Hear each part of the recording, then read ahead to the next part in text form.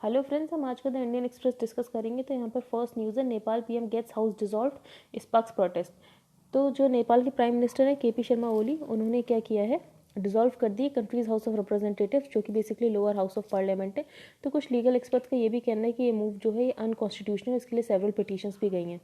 Next news, India experts to meet today over new virus strain in UK. तो अभी नया virus का strain मिला है यूके में, जो कोरोना वायरस है उसका नया स्ट्रेन मिला है।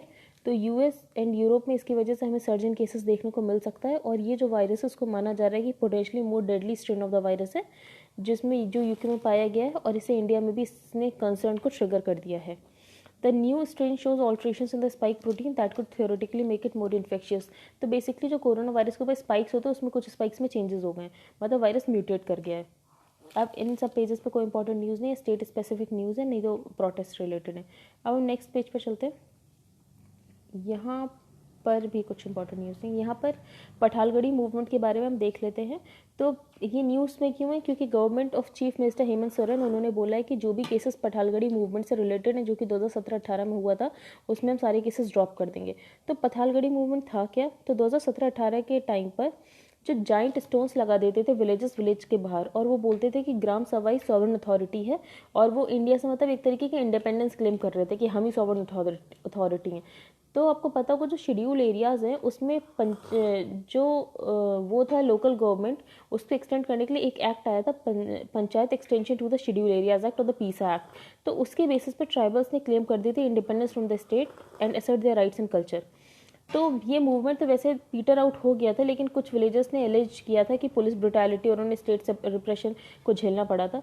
तो उनके ऊपर चार्जेस क्या थे, उनके ऊपर पहला चार्ज ये था सिडिशन का। IPC section 124A had been invoked in 19 of the cases, जो कि सिडिशन से रिलेटेड है। इसके अलावा the charges against them included, apart from sedition, attacking the police officers with weapons, kidnapping officers और bodyguards of the MP with well planned conspiracy. तो Pathalgadi movement Jharkhand से related है, और वो बस ग्राम सभा को सॉवरन अथॉरिटी मानते थे और इंडिपेंडेंस क्लेम कर रहे थे इंडिया से। ठीक है, नेक्स्ट न्यूज़ ये है, PM to launch Jammu and Kashmir health cover scheme on December 26।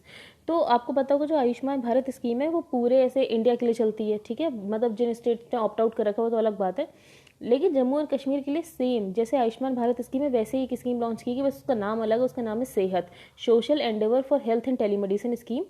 तो JNK will be among the first in the country to achieve universal health coverage, ऐसा वहाँ के लेफ्टिनेंट गवर्नर का कहना है। जो बेनिफिशियरीज होगा उसको फ्री मिलेगा health insurance cover of ₹5 lakh, जिसमें कोई भी रेस्ट्रिक्शन नहीं होगा ऑन फैमिली साइज, एज और जेंडर, मतलब जैसा आयुष्मान भारत में सिमिलरली वहाँ पर भी होगा।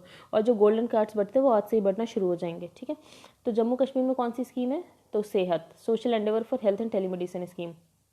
ये न्यूज़ इंपॉर्टेंट नहीं है, बस बेसिकली ये एक जेस्चर है कि जम्मू कश्मीर में एक इंसान था 51 ईयर ओल्ड, उसने अपनी जो शिकारा है, ये शिकारा, इसको ये एम्बुलेंस के तरीके से यूज़ किया है, and hopes to follow it up mini hospital inside a houseboat. तो फिर वो हॉस्पिटल में इसी के थ्रू ले जा रहे हैं लोगों को। ठीक है, अब नेक्स्ट पेज पर चलते हैं, बियॉन्ड द न्यू फसाड। अब इसमें आर्टिकल में बेसिकली ये बोला गया है, जो पार्लियामेंट की भी ग्राउंड ब्रेकिंग सेरेमनी हुई थी, फाउंडेशनल स्टोन रखा गया था, तो वो उन्होंने बोला है कि वो प्रेसिडेंट या वाइस प्रेसिडेंट को रखना चाहिए था, इसमें प्राइम मिनिस्टर को नहीं रखना चाहिए था। तो under article 79 of the constitution, parliament consist of the president and it's 2 houses. Parliament में कौन से होते हैं, प्रेसिडेंट होते हैं, 2 हाउसेस होते हैं, but neither the president nor the vice president, जो कि चेयरमैन होता है राज्यसभा, उनको इन्वाइट किया गया।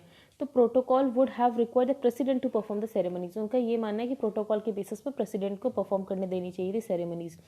अब डीलिमिटेशन ऑफ कॉन्स्टिट्यूएंसीज, तो आपको पता है डीलिमिटेशन कमीशन के बारे में आपने पढ़ा होगा कि वो कॉन्स्टिट्यूएंसीज को डिवाइड करते हैं। तो अब अगर डीलिमिटेशन किया गया, अगर 2021 के सेंसस पे, 31 के सेंसस पे, किसी भी सेंसस पे, तो लोकसभा में लगभग 888 मेंबर्स हो जाएंगे और राज्यसभा में 384 मेंबर्स, तो 1272 मेंबर्स हो जाएंगे। तो does India require such an large parliament. तो ऑथर ने बेसिकली इस क्वेश्चन का जवाब दिया कि इंडिया को इतने बड़े पार्लियामेंट की ज़रूरत है। तो अगर पार्लियामेंट्री कॉन्स्टिट्यूशन को रीड्रॉ किया जाए on the basis of 2021 census and the present criteria, तो रिप्रेजेंटेशन जो स्टेट्स का है वो बहुत लॉप साइडेड हो जाएगा, क्योंकि हमने देखा जो नॉर्थ के स्टेट्स है उनकी पॉपुलेशन तो बहुत ज़्यादा बड़ी है as compare to the south के स्टेट्स। तो जो साउथ के स्टेट्स होंगे उनकी तो रिप्रेजेंटेशन कम हो जाएगी, क्योंकि उनके यहाँ से तो कम लोग आएंगे, क्योंकि उनकी जनता कम है। तो due to the considerably lower rate of growth of population in the southern states, their representation is likely to go down, while that of the northern states will go up considerably. This unequal position is unlikely to be acceptable to the southern state. तो ऐसी position southern state तो नहीं accept करेंगे और इसकी वजह से कोई कन्फ्रंटेशन हो सकता है, मतलब नॉर्थ साउथ डिवाइड वैसे भी है तो इससे और बढ़ जाएगा, as happen in the case of the country's official language. जैसे ऑफिशियल लैंग्वेज बनाने की बात की थी हिंदी को, तो ये दिक्कत आई थी, तो फिर से दिक्कत आ सकती है। Inevitably, population is the sole basis for deciding representation in parliament will have to be examined afresh and new criteria will have to be evolved।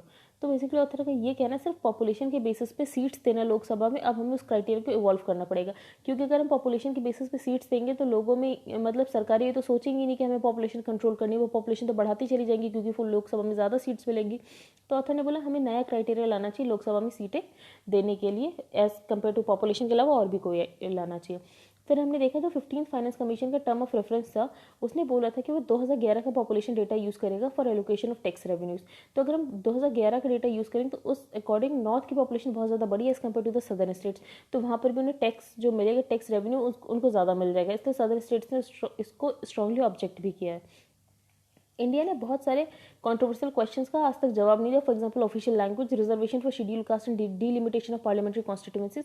तो ऑथर ने बोला अब ऐसा टाइम आ गया है कि इन कंट्रोवर्शियल क्वेश्चंस को भी रिजॉल्व करने की बात है। और ओवर द टाइम पार्लियामेंट ने अपनी प्री एमिनेंट पोजीशन खो दी है as a pillar of democracy. In public perception इसने अपनी क्रेडिबिलिटी खो दी है। जो भी रिकमेंडेशंस दिए जाते हैं by the knowledgeable persons and experts to improve its functioning, उसमें ज़्यादा अटेंशन दी नहीं जाती है पार्लियामेंट के द्वारा। अभी हम देख रहे हैं कि डीलिमिटेशन ऑफ कॉन्स्टिट्यूएंसीज हो रही है और इंक्रीज होने वाला है दोनों हाउसेस का, तो इस मैटर को जल्दी अर्जेंटली इसको एड्रेस करने की ज़रूरत है, वरना कोई भी मीनिंगफुल बिजनेस कंडक्ट करना बहुत ही मुश्किल हो जाएगा। शाउटिंग स्लोगन्स, एग्जिबिटिंग प्लेकार्ड्स, अभी भी हम देखते हैं कि क्या ही होता है, पार्लियामेंटेरियंस क्या करते हैं, कभी कभी आपने देखा होगा कैसे स्लोगन शाउट करते हैं, प्लेकार्ड्स एग्जिबिट करते हैं, इवन प्रेसाइडिंग ऑफिसर को भी थ्रेटनिंग मैनर में अप्रोच करते हैं। तो ओनली वे ये है कि हम ऑर्डरली बिजनेस कर सकते हैं पार्लियामेंट में अगर हम पार्लियामेंट कमेटी के थ्रू बिजनेस ट्रांजेक्ट करें। तो हर अटेम्प्ट, तो ये इंदिरा गांधी ने बेसिकली ये वाला कॉन्सेप्ट लाया था पार्लियामेंट्री कमेटीज़ वाला, हर attempt to introduce the committee system was not successful, क्योंकि सब अपोजिशन बहुत ज़्यादा था। अपोजिशन का बेसिकली ये कहना था कि पार्लियामेंट को स्कर्ट करने की कोशिश कर रहे हैं, मतलब पार्लियामेंट को की पावर कम करने की कोशिश कर रही है। If the committee system has to be made effective and credible, तो कुछ स्टेप्स लेने की जरूरत है। फॉर एग्जाम्पल पार्लियामेंट मीटिंग्स होती हैं वो ज़्यादा ट्रांसपेरेंट अकाउंटेबल नहीं होती हैं, मतलब आप उनको देख नहीं सकते कि वहाँ क्या चल रहा है, जैसे आप पार्लियामेंट्री प्रोसीडिंग्स देख सकते हैं। तो these include among others making their working non-partisan, opening the deliberations of the committees to the public, giving the committees assistance of NGOs and non-profit organizations in the respective field। तो basically उसमें ये बोला गया कि parliament committees को क्या क्या हमें चीज़ें देनी चाहिए। For example opening the deliberations of the committees to the public, मतलब डेलिब्रेशंस पब्लिक भी उसमें अपने कुछ कमिटीज़ को अपने पॉइंट्स दे सकें। इसके अलावा कमिटीज़ को असिस्टेंस दिया जाए by the NGOs, non profit organisations. Opening the committee meeting the electronic print and digital media, ठीक है। Currently ministers do not appear before the committees, मतलब वही मिनिस्टर्स अपीयर नहीं हो सकते बिफोर द कमिटीज़, और इसके अलावा प्राइम मिनिस्टर भी नहीं अपीयर हो सकते। तो ऑथर ने बोला कि इन सबको अपीयर होने के लिए मतलब बोलना चाहिए कि इनको भी अपीयर होना चाहिए, अगर पार्लियामेंट कमेटी को ज़रूरत है इनके द्वारा कोई जवाब दिया जाना चाहिए इनके द्वारा भी। तो currently ministers do not appear before the committees. Now if parliament is to transact its business through the committees, they must have all the rights and privileges of the whole house, ठीक है। मतलब जो भी पूरे house को privileges मिलते हैं वही प्रिविलेजेस पार्लियामेंट्री कमिटीज़ को भी मिलने चाहिए, ठीक है। तो अब ये आर्टिकल था। सेकेंड आर्टिकल ये है जो विस्ट्रॉन है, वहाँ पर ये माना गया था कि जो वहाँ पर एम्प्लॉयज़ थे उनको वेजेस नहीं मिल रहे थे, जिसके कारण वहाँ पर वायलेंस हुआ। तो the violence that erupted at the manufacturing facility was allegedly on account of workers protesting the non-payment of regular and overtime dues by the company। तो कंपनी ने उनको वेजेस पे नहीं किए थे इसलिए वो ऐसे प्रोटेस्ट कर रहे थे। तो विस्ट्रॉन ने जब इन्वेस्टिगेशन की तो उसने ये बात पाई और उसने वाइस प्रेसिडेंट को सैक कर दिया। तो एप्पल इस कंपनी को प्रोबेशन पर डाल दिया और ये भी बोल दिया कि आपको कोई भी न्यू ऑर्डर्स नहीं मिलेंगे जब तक आप इसके लिए कोई करेक्टिव एक्शन नहीं लोगे। तो असेंबलिंग ऑफ आईफोन्स, जब हमारे यहाँ असेंबलिंग ऑफ आईफोन शुरू हुआ तो हमें लगा है डोमेस्टिक मैन्युफैक्चरिंग को बूस्ट करेगा। उसके बाद हम देख रहे हैं कि कितना ज़्यादा लेबर अनरेस्ट होने लग रहा है। Wistron along with Foxconn and the Packard Corp lies at the heart of component manufacturing. हमें लगा हमारे कंपोनेंट मैन्युफैक्चरिंग आ रही है। गवर्नमेंट को लगा कि अब हमें जो प्रोडक्शन लिंक्ड इंसेंटिव स्कीम है, बेसिकली जब मैन्युफैक्चरिंग में कुछ इंक्रीमेंट होता है तो उसके बेसिस पे सब्सिडी मिलती है, तो उन्होंने उसे और की सेक्टर्स में बढ़ा दिया कि इससे मैन्युफैक्चरिंग को बूस्ट मिलेगा। यहाँ तक कि ऑटोमोबाइल से फार्मास्यूटिकल्स तक बढ़ा दिया, ठीक है। और हमने देखा कि गवर्नमेंट ने कैसे कुछ लॉज भी पास किए थे। For example industrial relations code 2020 पास किया, जो कि इंडस्ट्री को ये प्रिविलेज देता है कि आप एम्प्लॉय कर सकते हो वर्कर्स को ना fix term contract for seasonal and short term jobs, ठीक है। आप कॉन्ट्रैक्ट पर वर्कर्स को हायर कर सकते हो। तो अब इससे एक ये दिक्कत आ रही है कि अभी गवर्नमेंट ने ऐसा, अभी वैसे भी ये डर था कि इन सारी चीज़ों से लेबर लॉज जो हैं वो डाइल्यूट हो जाएंगे और जो लेबर के राइट्स हैं वो खतरे में आ जाएंगे। और अभी हम देख भी रहे हैं जैसे लेबर को वेजेस नहीं पे हुए, तो इसका हमें इफेक्ट देखने को मिल रहा है। तो considering that changes to labour laws और ऑफन व्यूड विद सस्पेशन, मतलब वैसे भी सस्पेशन से देखे जाते हैं लेबर लॉज में जो चेंजेस हुए हैं, as the debate has often been framed in terms of empowering management, the current crisis में वेल हाइटन सच फियर्स। ठीक है, तो the signals that emanate from this unrest are a cause of concern at a time of acute distress. Labor practices will come under intense security. अब next page पे चलते हैं। ये है the missing second revolution. तो ये पंजाब पर है कि पंजाब ने कैसे मिस कर दिया इंडस्ट्रियल रिवॉल्यूशन। तो कोई भी डेवलपमेंट थ्योरी क्या एलिमिनेट करती है, वो ये बोलती है कोई भी बैकवर्ड एग्रीकल्चरल इकॉनमी है वो इंडस्ट्रियलाइज कैसे बनती है। It also says that before N economy, मतलब जब इकॉनमी इंडस्ट्रियल रिवॉल्यूशन से जाने से पहले उसके एग्रीकल्चर रिवॉल्यूशन होना चाहिए। तो हमने देखा पंजाब में एग्रीकल्चर रिवॉल्यूशन तो हुआ लेकिन वहाँ पे इंडस्ट्रियल रिवॉल्यूशन नहीं हुआ। तो the output of productivity in agriculture increases. जब आउटपुट ऑफ प्रोडक्टिविटी एग्रीकल्चर में बढ़ता है तो वहाँ से लेबर जब फ्री होते हैं तो वो इंडस्ट्री में जाके काम करने लगते हैं, तो वहाँ पर क्या होता है इंडस्ट्रियल रिवॉल्यूशन हो जाता है। और उनको कहाँ से खाना मिलता है, जो एग्रीकल्चर में रिवॉल्यूशन हुआ था उससे जो सरप्लस आउटपुट मिलता है उनको उनसे फीड किया जाता है। ठीक है, पंजाब में ऑफकोर्स एग्रीकल्चर रिवॉल्यूशन हुआ जिसको कि हम ग्रीन रिवॉल्यूशन बोलते हैं, और वहाँ पे बहुत ज़्यादा सरप्लस आउटपुट भी हुआ। अगर पंजाब कोई इंडिपेंडेंट कंट्री होता और इसने एग्रीकल्चर रिवॉल्यूशन को एक्सपीरियंस किया होता तो उसके बाद फॉर श्योर ये जाता डोमेस्टिक इंडस्ट्रियलाइजेशन को बढ़ाने। लेकिन हम देख रहे हैं कि वहाँ पर इंपोर्ट्स को इनिशियल स्टेज में रेस्ट्रिक्ट किया ही नहीं गया। अगर मतलब कोई अलग कंट्री होता तो भले ही रेस्ट्रिक्ट किया जाता in the initial stages and surplus labour from agriculture would have shifted to industry.